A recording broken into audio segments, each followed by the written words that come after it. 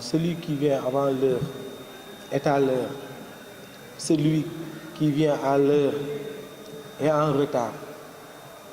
Et celui qui vient en retard s'est déjà fait oublier. Mesdames et messieurs, bonsoir.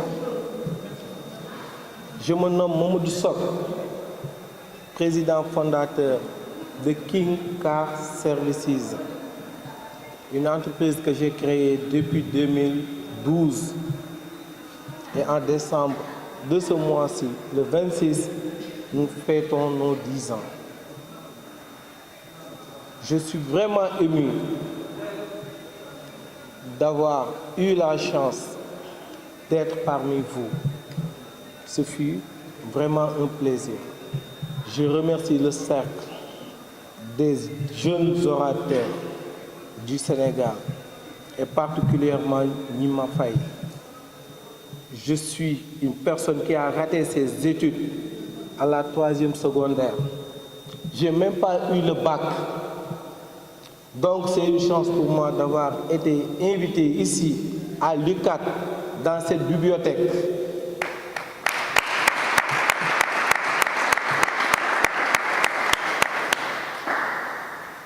Autant pour moi, le BFM, j'en connais même pas. Je me suis arrêté à la 3e secondaire. Je suis devenu marchand ambulant en 2004, convoyeur de bus, apprenti camion. J'ai même distribué des œufs sur Dakar. Alors que je suis né à Dakar, ma famille est à Dakar. Mais j'ai tout fait pour réussir et je suis sur la voie jusqu'à présent. Merci de prier pour moi et pour toutes les personnes qui sont dans cette salle. J'ai traversé des moments vraiment difficiles. Si aujourd'hui je suis là pour vous partager ça, c'est que pour que vous ayez confiance en soi. Et je n'attends même pas la confiance seulement, j'attends bien plus que ça, l'estime en soi. Je vous remercie, mes très chers. À Toumani Badian, entrepreneur et fondateur de Toumi Production, il va partager avec nous son expérience et son parcours pour que d'autres jeunes puissent en bénéficier et inspirer pour d'autres jeunes aussi. Toumi, à vous la parole. Donc, permettez-moi de commencer par notre hymne. Certes, l'avenir de toute nation se repose sur sa jeunesse, mais pas n'importe quelle jeunesse. Une jeunesse engagée, ambitieuse, courageuse, douée de caractère noble et d'ambition élevée.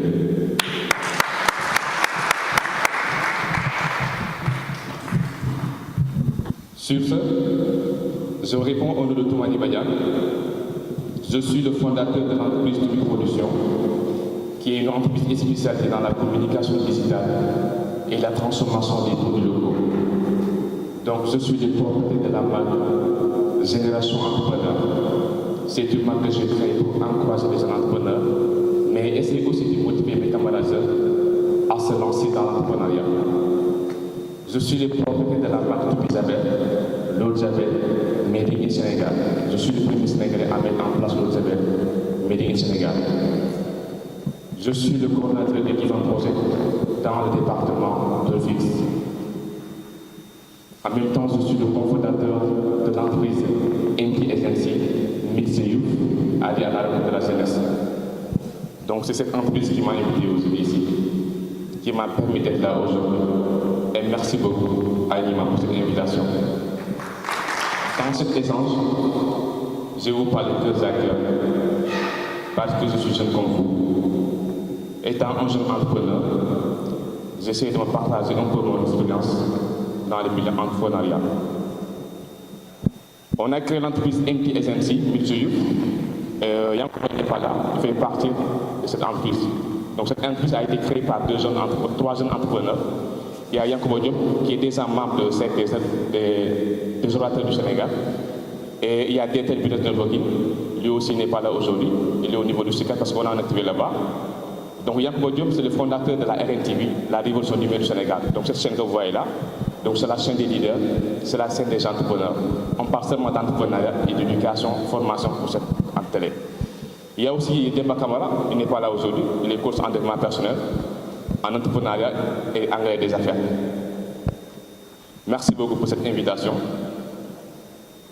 Nos jeunes, ils ont du potentiel, mais ils méritent des soutenus.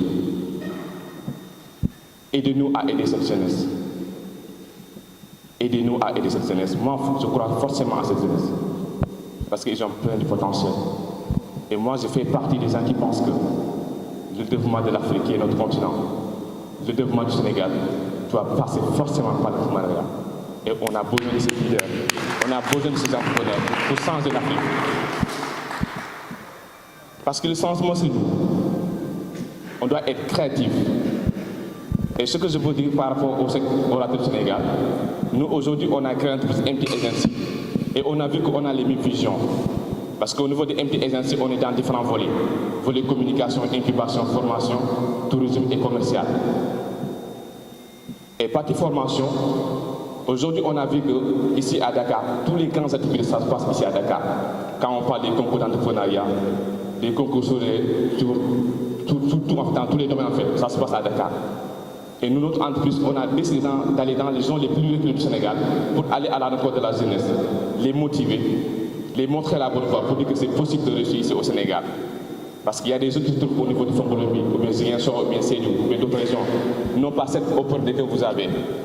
Donc le mieux, c'est d'aller dans les zones les plus reculées du Sénégal pour aider cette jeunesse-là. N'arrivez pas seulement ici à Dakar, mais allez-y, sortez du Sénégal, sortez dans votre zone de confort pour découvrir. On est tous des jeunes et on doit se compléter. J'ai l'habitude de dire qu'il faut aller acquérir d'abord. Après avoir acquis, il faut servir. Ensuite, impacter. Et on doit impacter cette communauté. Et c'est qu'on peut le faire. Aujourd'hui, on a mis en place une école de formation qui s'appelle OSCOA, École supérieure du commerce et de l'administration. Nous sommes en face UCAD. Et aujourd'hui, on a inclus ces filières-là sur notre programme. On a une incubation. On a mis en place une filière qui s'appelle entrepreneuriat. On a une licence en entrepreneuriat et un master en entrepreneuriat. Donc on va commencer nos cours à partir de ce lundi. Donc je vous demande de venir découvrir cette école. Et sachez que c'est l'école de la jeunesse. C'est le projet de ton jeune. Et c'est ça.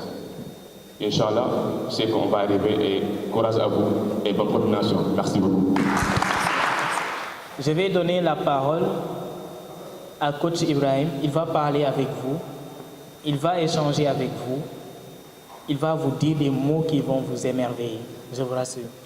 Mesdames et messieurs, j'ai l'honneur de donner la parole à Coach Ibrahim. Mesdames et messieurs, je suis heureux aujourd'hui. Pour la bonne et simple raison que j'ai vu ce que j'ai longtemps attendu. Cela fait quelques années que je fais dans l'art oratoire, que j'ai dédié ma vie en quelque sorte à cet art que vous pratiquez aussi, et que j'ai eu à rencontrer plusieurs personnes dans la salle qui ont aussi dédié leur vie à cet art.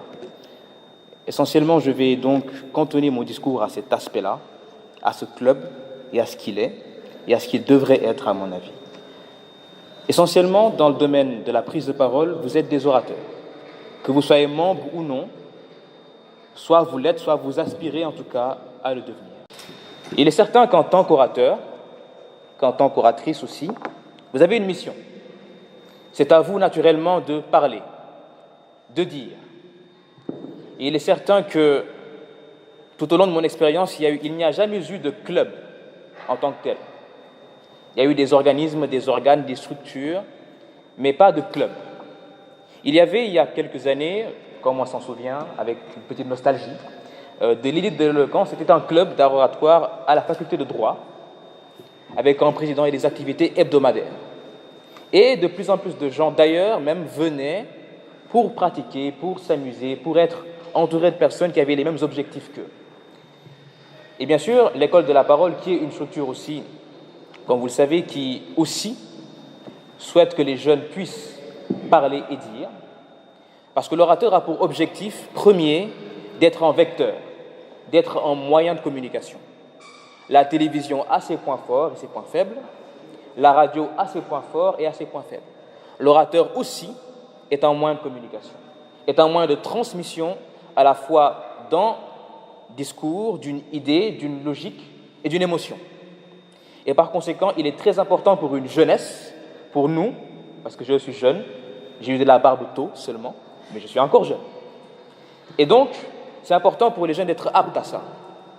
Il est certain qu'imaginer une population où la jeunesse entière est capable de s'exprimer, où n'importe quel Sénégalais peut convaincre devant tout le monde, c'est une jeunesse qui va avancer, qui va créer un développement. Sauf que de nos jours, même à travers le monde, c'est un peu oublié. Les orateurs sont vus comme des beaux parleurs, des gens qui ne font que parler, qui ne font que faire de la poésie. C'est vrai.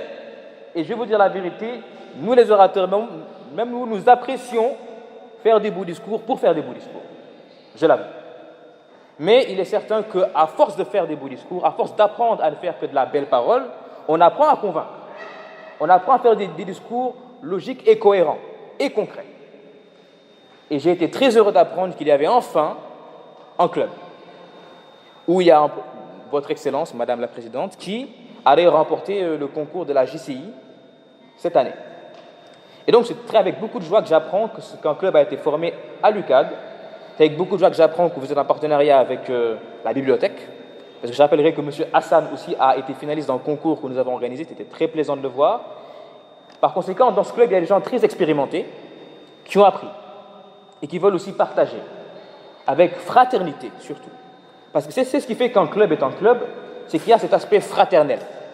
Cet aspect qu'il n'y a pas de patron, il n'y a pas de chef, on est entre nous, on apprend et on se développe. Et il est certain que la structure, avec mes collègues, que vous connaissez peut-être, coach Malo et coach Diao, nous sommes très engagés et très heureux d'apprendre que cela a été possible. Et donc, c'est ce qui a valu que j'ai tenu personnellement à venir pour d'abord voir et apprendre comment cela va se passer. Mais sachez en tout cas que vous avez tout notre soutien. De quelque manière que ce soit, s'il y a une possibilité que nous avons de pouvoir apporter quelque chose, nous le ferons.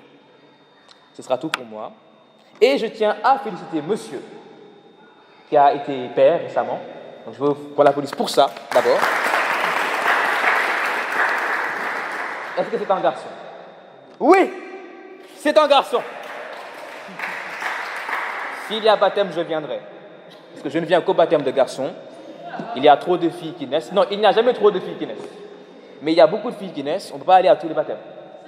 Du coup, j'ai décidé de ne manger que du lard des baptêmes de garçons. Merci à tous. Nous allons donner la parole à Mohamed Chingom. Il va partager avec nous son expérience et son parcours. Mohamed, à vous la parole. Je m'appelle Mohamed Chingom, PDG de l'entreprise MedAbou. MedAbou est une structure qui s'active dans la formation et l'accompagnement des jeunes porteurs de projets. Donc, juste une question que je veux poser. Est-ce que l'État peut employer ñëpp ñuy jàng? Donc, lan moo fi ses pour entreprendre lan nga war def da ngay xëy rek di entreprendre. La formation d'abord, parce que li ñu gis actuellement souvent au niveau de l'université des gens diplômés mënuñu sax am stage. Oui ou non? Parce que amuñu une formation professionnelle. Donc raison pour laquelle le groupe MedAbou lancé dans les métiers de l'avenir li ci mel ni l'agroalimentaire, la pâtisserie, transformation des fruits et légumes et aussi l'agriculture. Actuellement ñu ngi suñu 25e promotion. Récemment ñu ngi ko def à l'université Cheikh Anta Diop du 18 au 24 Inch'Allah Rabbi. Donc juste pour dire vous les jeunes, actuellement su fekkee dañu bëgg a gën fu ñu nekk fokk ñu entreprendre. Mënoo xëy na da ngay apprendre te amoo une bonne formation. Donc la formation d'abord dañu ñaan yépp ngeen dem vers la formation professionnelle su ko defee ngeen am la main pour pouvoir entreprendre. Donc loolu laa ci amoon lu may wax. Merci. Donner la parole à un coach, un père, un guide, un conseiller, celui qui nous a formés en un si peu de temps et qui a su en tout cas nous donner tant de talent tant de qualité, tant de conseils que nous sommes là aujourd'hui à entreprendre, à créer, à voler de notre propre aile. Mesdames et messieurs, je veux appeler le cofondateur de l'Oratorship Academy, Monsieur Dia Ibrahim Samba Modi, sous vos applaudissements.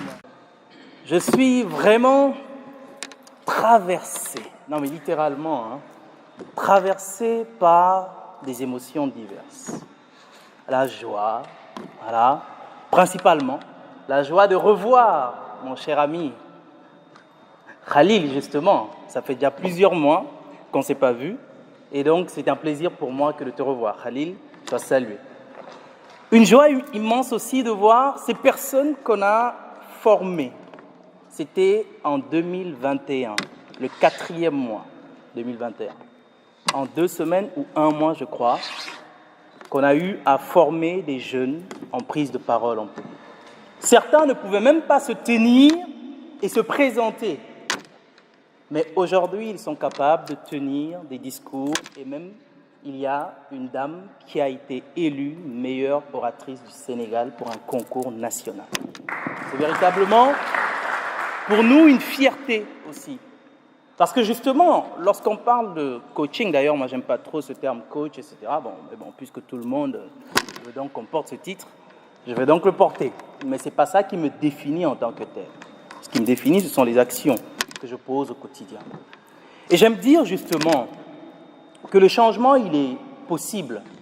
Parce que, pour la plupart qui sommes dans ça, nous sommes nous-mêmes des exemples de changement, de transformation. Chacun d'entre nous a un parcours, a une histoire personnelle avec la parole. Chacun d'entre nous a une histoire d'effort, de travail sur soi pour pouvoir se développer personnellement et être capable de communiquer, être capable d'impacter les autres. Et c'est justement ça qui est très important. Je dis, nous sommes dans un milieu où il n'y a pas une concurrence possible. Nous sommes dans un milieu de la transformation humaine. Plus il y aura de personnes qui vont se lever pour inspirer les autres, mieux c'est en réalité.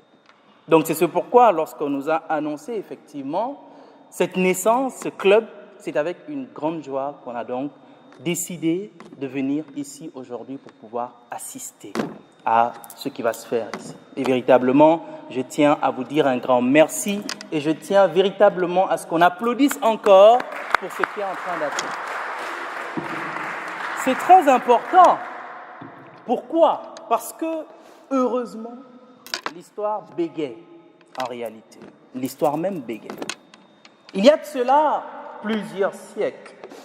On dit très souvent au 6e siècle, 7e siècle avant Jésus-Christ. Il y eut donc la naissance d'un système social, politique, qui exigeait désormais à tout le monde d'être capable de s'exprimer, de pouvoir convaincre les autres pour être élu. Désormais, nul ne pouvait se prétendre être le fils d'eux, être un pouvoir, ou en tout cas soutenu par un dieu ou quoi que ce soit pour diriger. Désormais, le seul pouvoir qui était accepté, c'était le pouvoir de la belle parole, autrement dit de l'art oratoire, de la rhétorique, dans son nom grec. Et c'était justement dans un contexte comme ça, où il fallait que les jeunes puissent s'exprimer, puissent dire ce qu'ils pensent, puissent effectivement convaincre les gens de les désigner. Et bizarrement, c'est le même contexte démocratique que l'on retrouve aujourd'hui encore. Les jeunes, partout dans ce monde, ont besoin de s'exprimer. Mais en même temps, ils ont besoin d'être encadrés. Parce que oui, il faut parler, mais oui, il faut bien parler. Et bien parler, ça s'apprend. Il y a des techniques, il y a des codes, il y a des choses qu'il faudrait nécessairement suivre et appliquer avant de pouvoir développer soi-même son propre style. Mais toujours est-il qu'il y a des fondamentaux. Effectivement, je suis très content de ce qui est déjà en train d'être fait, mais il faudrait aussi préciser que l'art oratoire, la prise de parole avec le public, c'est une question de pratique. C'est quelque chose qui doit se faire et se rectifier d'instant en instant. Chers amis orateurs, ne soyez jamais satisfaits de votre façon de vous exprimer face à un public. À chaque fois que vous parlez face à un public, posez-vous toujours la question de savoir qu'est-ce que je dois mieux faire prochainement. Toujours et toujours. C'est important à ce niveau. Je terminerai en disant que la parole est un pouvoir. Et aujourd'hui, ça ne sert à rien de savoir parler et de s'enfermer chez soi. Simplement, lorsqu'on sait s'exprimer, il faut sortir et diriger des communautés, des groupes, être des porteurs de voix. Et c'est exactement cela que vous aspirez à faire. Et c'est ce pourquoi nous allons vous encourager, vous soutenir, vous accompagner. Je n'ai pas une histoire aussi riche que ceux qui sont passés donc après moi, ou plutôt avant moi. C'est ce pourquoi je ne vais pas parler de moi. Je vais simplement me limiter à partager ces quelques conseils et à vous dire que nous avons hâte de travailler avec vous. Merci. Oui, il n'aime pas parler de lui, mais il va le faire. Vous la parole, monsieur. Parce que il va l'expliquer. Ah, il m'oblige à parler. Oui, il n'aime pas parler de lui, mais il va le faire. Parce que il bégayait. Il faut un fusil sur la table. Voilà. À vous la parole, monsieur. Et d'ailleurs, je ne vais même pas vous dire exactement mon histoire, mais je vais vous partager une autre histoire, celle d'un jeune homme. Un jeune lycéen manquant de confiance en lui, parce qu'il était trop gros, parce qu'il était le seul étranger dans ses classes. Et à chaque fois, on se moquait de lui. À chaque fois, les gens se moquaient de lui. Puisqu'il était, on va dire, assez poltron et qu'il ne savait pas se battre, il a décidé de faire usage de son intelligence pour être toujours le premier. Et ainsi, tous ceux qui étaient en train de rire de lui étaient obligés de venir travailler avec lui. Mais avec le temps, il a développé un certain nombre de complexes liés donc à la parole. Il ne pouvait même pas dire présent lorsqu'on citait son nom en classe. Dès qu'il entendait son nom, il paniquait, il transpirait, il inspirait, expirait plusieurs fois, mais malheureusement, aucun son ne parvenait à sortir. Toute la classe se moquait de lui, à chaque fois. Qu'est-ce qu'il a fait? Il a simplement décidé de s'enfuir de sa propre vie, et donc de ne pas affronter cette situation. Qu'est-ce qui s'est passé? À chaque fois qu'il devrait s'exprimer face à un public, à chaque fois qu'il devrait faire des exposés, il trouvait toujours une excuse. Élève brillant, il travaillait bien sûr en groupe, mais le jour J, il s'absentait. Ma grand-mère est malade, j'ai un décès, il y a eu une activité, ceci, cela. Il faisait tout pour ne pas être présent. Mais un jour, en classe de première au lycée, il devait faire un exposé en philosophie. Ah, les philosophes, ils posent trop de problèmes, hein, ces gens-là. En philosophie, effectivement, son prof de philosophie avait donné des exposés à tout le monde. Et quand c'était enfin son groupe qui devait passer, il a appliqué sa même stratégie. Malheureusement pour lui, ça n'a pas marché parce que ce jour-là, son enseignant s'est absenté. Première fois. La deuxième fois, même chose. Il s'absente, le prof aussi s'absente. La troisième fois, il apprend que le professeur est souffrant et qu'il ne viendra pas. Il se dit, je peux donc rester en classe et lire dans mon coin, voilà, comme j'aime toujours rester seul. Malheur à lui. C'est ce jour-là que l'enseignant arrive. Exposé, groupe tel. Il commence à paniquer, il essaie de fuir, mais malheureusement, on l'a déjà vu. Donc, effectivement, il reste en classe pour faire l'exposé. Ce jour-là, il a été humilié. On a rigolé de lui. Il a tremblé, il a transpiré, il a bégayé. Il n'a pas pu aligner 3 phrases. Mais à la fin, l'enseignant lui a donné comme note 15 sur 20. C'est alors qu'il va le voir et il lui demande, il lui dit « Monsieur, cette note n'est pas à moi, vous savez très bien que je n'ai rien fait. » L'enseignant lui dit « Je sais pertinemment que c'est toi qui as entièrement même travaillé sur cet exposé, mais tu n'as pas su t'exprimer parce que simplement tu manques de courage pour t'exprimer. » Ces paroles ont changé sa vie.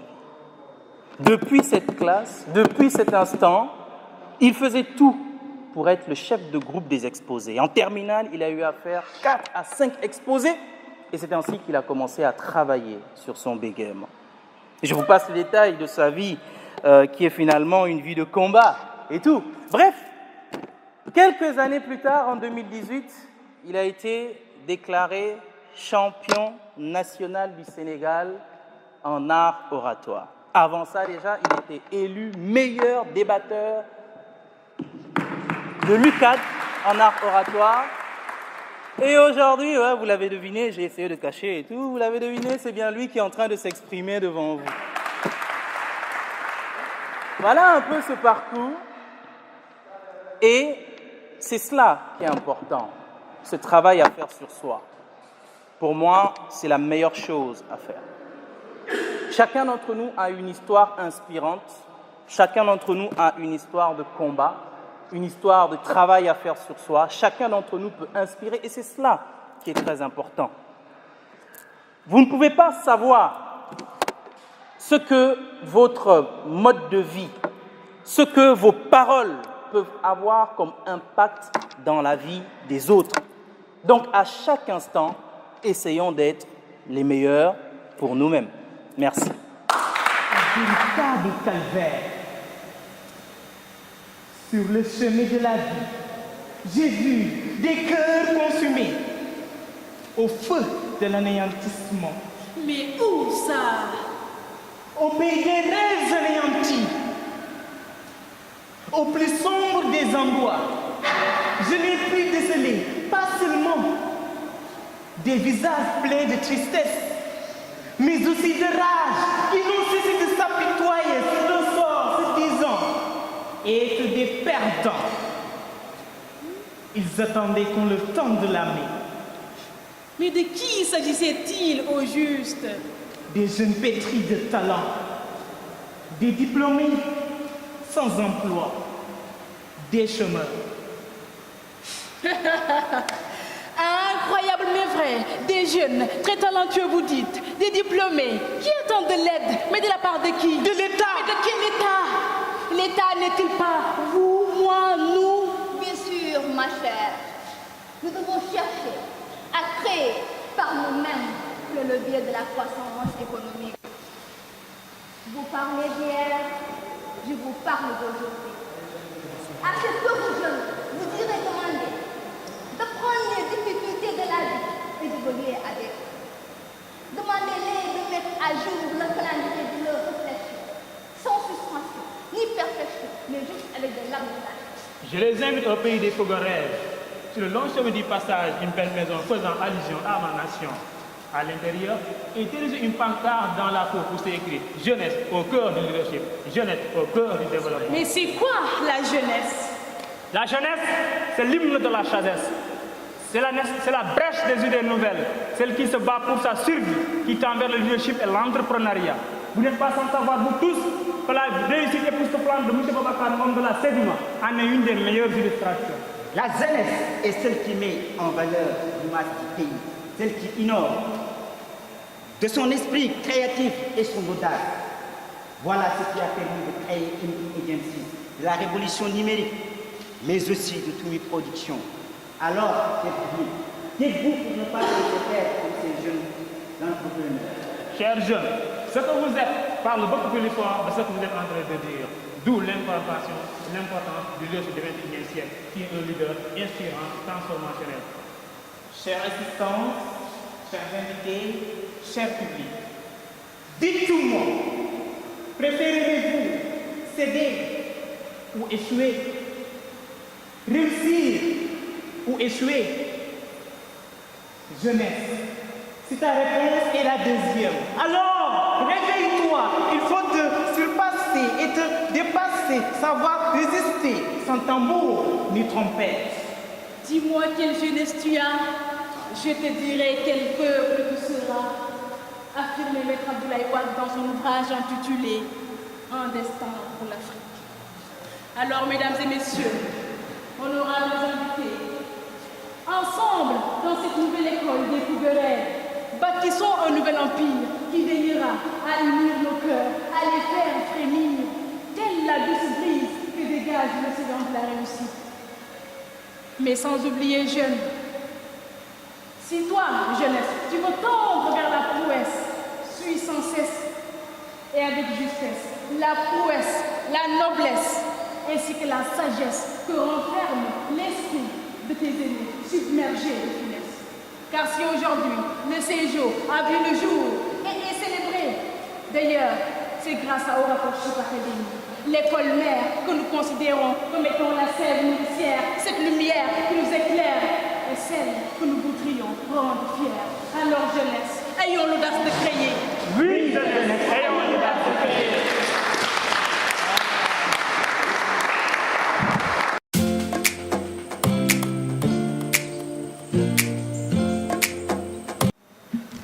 Vous m'avez dit, Moustapha, tu donnais un exemple, une phrase comme ça. Alors j'avais le courage. La simplicité, c'était là. Mais bon, je ne croyais pas. L'art de bien écouter. Ça paraît bizarre, mais bon, il n'y a rien de bizarre en réalité. Pour charmer le professeur, je vais dire, écoutez attentivement. Étant polyglotte, des fois, ça va être dangereux. L'œuf que vous voyez sur la table appartient à ta tante. Pas pour vous les cow-boys. Si vous ne partagez pas les datas avant ce soir, vous resterez 4 Sundays sans sortir. Et elle agit. Elle catamta les ongles de ta cuisine. Ça paraît un peu bizarre, mais bon, c'est le fait d'être polyglotte. Les mots utilisés sont œuf de poule, cow-boy, coy qui veut dire tumulte, days qui veut dire donner en anglais, 4 Sunday qui veut dire dimanche. Il y a aussi katanta qui veut dire fudden en wolof. Des fois, être polyglotte, c'est un peu con. Man ngeen doy histoire bi yàgg la. Zeyna Khan dafa xuloo ak Sinda Khan ñu war a juboo Zeyna Khan war a jéggalu Sinda Khan parce que Sinda Khan dafa fekk mu koy trompe. Zeyna Khan mooy ñëw.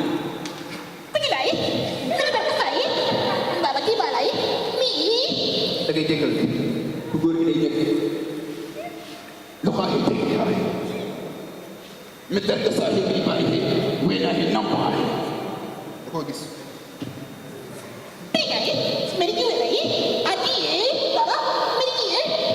baalu nga bëgg a wax su ko xaaxee di saa yi mi respecté la histoire yi fu mu jaaxee da ko bëgg a laaj ñi maanaam loolu jote yow kii rek may trahir wala trahir wu man Inde dafa yaatu après naa justifier la rek.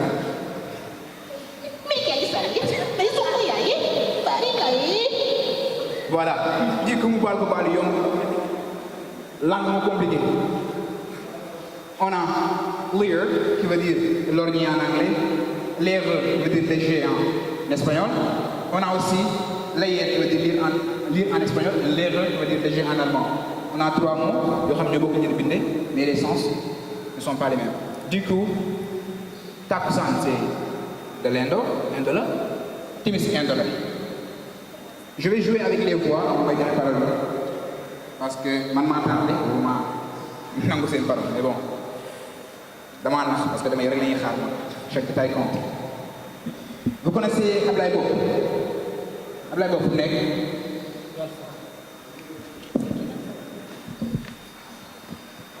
Bari nag ñoo xam ne ko gëstu ko sànni wax ni doon bari dara xibaar bi njëkk ci tey bu étudiants yi bu jël seen bourse yi yi kontaan bi bëgg di étudiants yi ñoo kontaan. Voilà, c'est Ablaye Bob bi ñu naan invité.